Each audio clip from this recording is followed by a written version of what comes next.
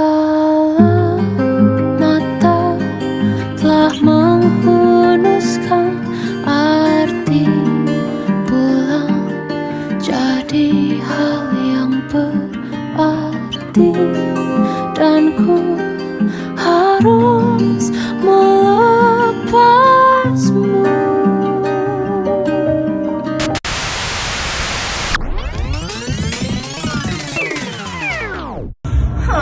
Jadi kecil lagi. Gak asik emang nih. Kenapa? Nilainya kecil. Nilai apaan? Pelajaran. Nah, daripada sedih, mending kita ngerjain tugas yang belum gak sih? Iya, biar dapat nilai tinggi. Iya. Daripada mau terus kayak gini dapat nilai Tugas yang tinggi apaan lagi. emang? Tugas geografi, ya kan? Tugas geografi. Yuk.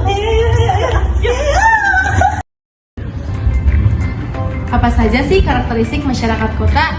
Mari kita jelaskan. Yang pertama, kepadatan penduduk yang tinggi. Wilayah ini dengan kepadatan penduduk yang tinggi memiliki jumlah penduduk yang sangat besar dalam suatu area tertentu. Hal ini biasanya terjadi di suatu kota dan pusat ekonomi yang menjadi magnet untuk mencari pencaharian atau penghidupan. Nah, akibatnya apa sih?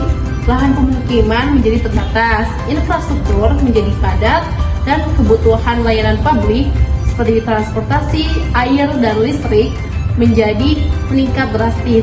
Contoh nyatanya yaitu di kota besar seperti Jakarta yang penduduknya itu sangat tinggi. Yang kedua, yaitu strata sosial ekonomi yang heterogen. Nah, masyarakat di wilayah ini terdiri dari berbagai kelas sosial, mulai dari kaya, menengah, hingga kurang mampu. Nah, perbedaan ini menciptakan dinamika sosial yang kompleks, termasuk kesenjangan akses terhadap pelayanan dan kesempatan ekonomi. Yang ketiga, kehidupan materialistis. Nah, di daerah dengan tingkat perkembangan yang ekonomi yang sangat tinggi, masyarakat itu mengukur keberhasilan dan kebahagiaannya itu berdasarkan pencapaian materinya. Nah, pencapaian materinya ini seperti apa sih teman-teman? Ada kepemilikan rumah, barang berharga, kendaraan, atau kehidupan materialistis. Nah, ini itu di budaya konsumtif dan seringkali didorong oleh pengaruh sosial yang dimana mereka ini memiliki hidup yang sangat glamor. Nah, ini itu berpotensi memicu tekanan sosial bagi individu yang tidak mampu mengikuti tren tersebut.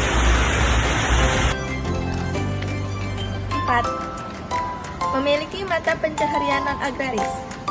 Sebagai besar penduduknya bekerja di sektor ekonomi di luar bidang pertanian seperti perdagangan, industri, teknologi, pendidikan atau jasa.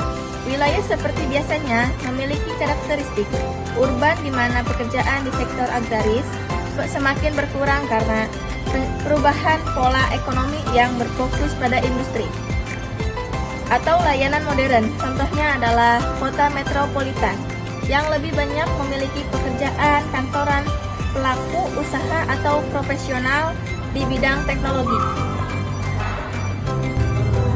Yang kelima, cara berpikirnya rasional.